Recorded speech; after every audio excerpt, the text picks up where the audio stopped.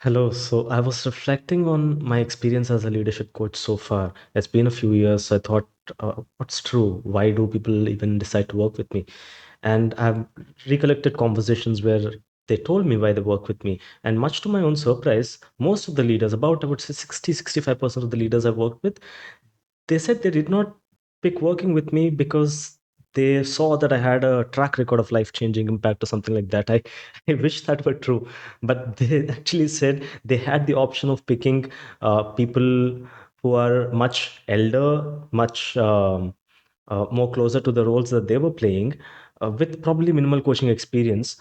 But they picked me instead because they felt that they had a non-judgmental safe space where they can explore their own thought process.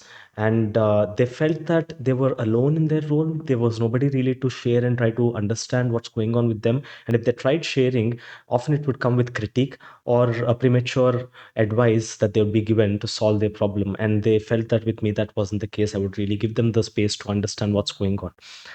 Um, but also, I've noticed a pattern with relation to the age of the leaders. I've seen that leaders in their late 20s to mid 30s, these are people who are taking on leadership roles for the first time. They have a team reporting to them. They come to me asking more for an input on how they can enhance their leadership skills, how they can lead their teams better, how they can have difficult conversations better.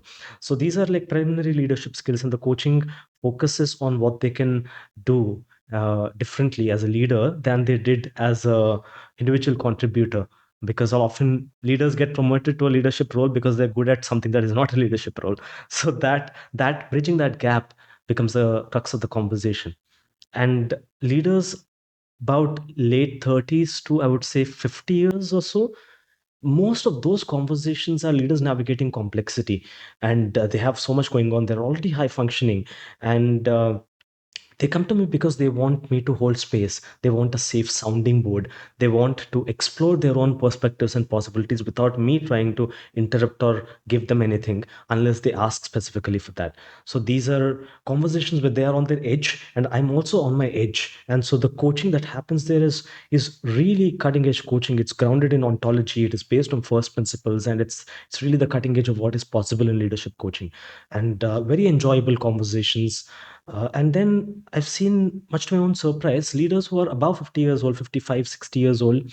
um, they've come to me, and the conversations are more about them looking for some fresh perspective, some radical idea that can disrupt their existing order of things and how they perceive their life and their work. Because it's important and useful to understand that these are not just leaders, they're human beings. And these phases are not just leadership phases, there are phases of human journeys as well. Journeys when, for the first time, you feel the responsibility of people reporting to you. For the first time, you have a family, you're probably raising a kid, or you're exploring what you want to do with the rest of your life, that kind of midlife crisis zone.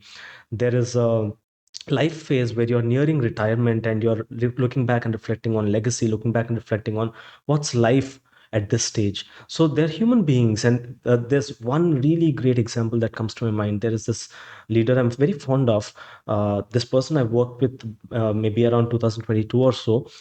They their coaching was sponsored because they had a team reporting to them and they wanted to improve their communication skills with their team. And the outcome of the coaching and the entire engagement was they decided to hire a house help because they realized that their overwhelm with household work has a direct correlation to what is happening with their teams and how they are behaving with their team members. That has nothing to do with leadership, but it has everything to do with leadership because it has everything to do with the human being and their experience. So acknowledging that there's a human being, not just this label. And a lot of these leaders, especially leaders in their 30s and 40s, they really come to me because they want to interact as a peer. They want to interact as a friend, holding that safe space rather than I'm wearing my professional suit, you wear your professional suit, and this is a professional coaching engagement. That's often not the idea that they come to coaching for. So I've seen this kind of a pattern. And why is this relevant? Because the kind of coaching that shows up, the kind of coach that I show up as in each of these three different contexts is very different. And what is expected out of this interaction is very different. So if you're probably hiring a leadership coach, it's important to know which bucket the leader is falling into. Or if you're a coach, it's important to understand that these are different kinds of people coming for different things. And so one approach to coaching might not really be the best way to do it. You'll have to embody a broader possibility of how coaching can look like. And I hope that there is something valuable in that for you. And I wish you good luck. I'll speak to you soon.